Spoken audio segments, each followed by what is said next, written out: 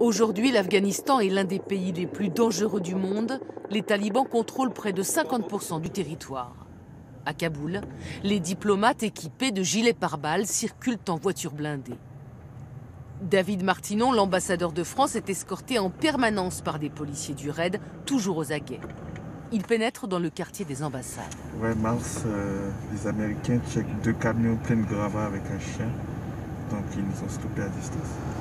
Interdit de filmer la succession de checkpoints pour des raisons de sécurité. L'ambassadeur arrive dans l'enceinte du camp retranché français. L'ambassade de France a été touchée par un attentat il y a 2 ans. Depuis, l'ambassadeur travaille dans sa résidence. C'est assez spartiate. Là, c'est ma cuisine, très afghane. Ici, à droite, vous avez la chambre du chef d'escorte du RAID. Et ici, au rez-de-chaussée, sous cette voûte, c'est l'endroit où on se retrouve dans la plus grande précipitation quand il y a des tirs de roquettes. Quand il y a des tirs de roquettes, on entend l'alarme qui dit « incoming, incoming » et on a, en théorie, 6 à 7 secondes pour sortir et se mettre ici. Et ici, c'est donc la chambre où je vis. Un espace intime où trônent les photos de la famille et les dessins des enfants. Je ne pourrais pas faire cette mission-là en n'ayant pas la tranquillité d'esprit de savoir que ma femme et mes enfants sont à Paris en toute sécurité. Une attaque peut arriver à tout moment et c'est pour ça que les policiers du RAID s'entraînent. Monsieur, on doit y aller. Le scénario de l'évacuation est très précis. Ok. Début septembre, un attentat à quelques centaines de mètres de là a fait 16 morts et 120 blessés. Pour préserver leur anonymat, les hommes du RAID dissimulent leur visage. L'évacuation peut avoir lieu de nuit. L'ambassadeur doit marcher dans les pas des policiers. C'est important pour moi aussi de répéter ces exercices-là, ne serait-ce que pour gérer le stress. Parce que l'air de rien, en fait, on est très vite, le cœur est sollicité, l'attention aussi.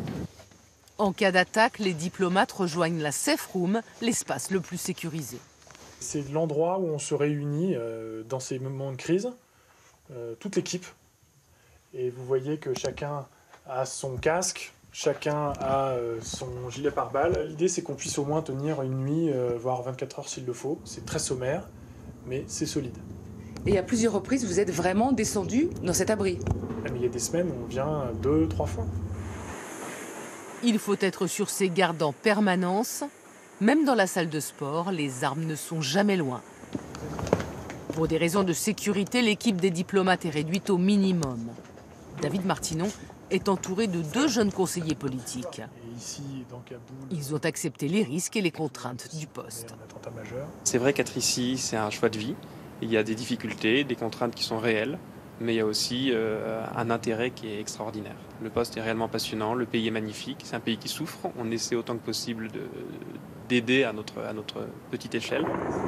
L'influence de la France est limitée en Afghanistan, mais au nom d'une longue amitié, personne n'envisage la fermeture de cette ambassade. À chaque attaque d'ampleur dans Kaboul, l'alerte monte d'un cran à l'ambassade. Dans ce cas-là, toutes les sorties de l'ambassadeur sont annulées et le personnel diplomatique reste confiné le temps qu'il faut.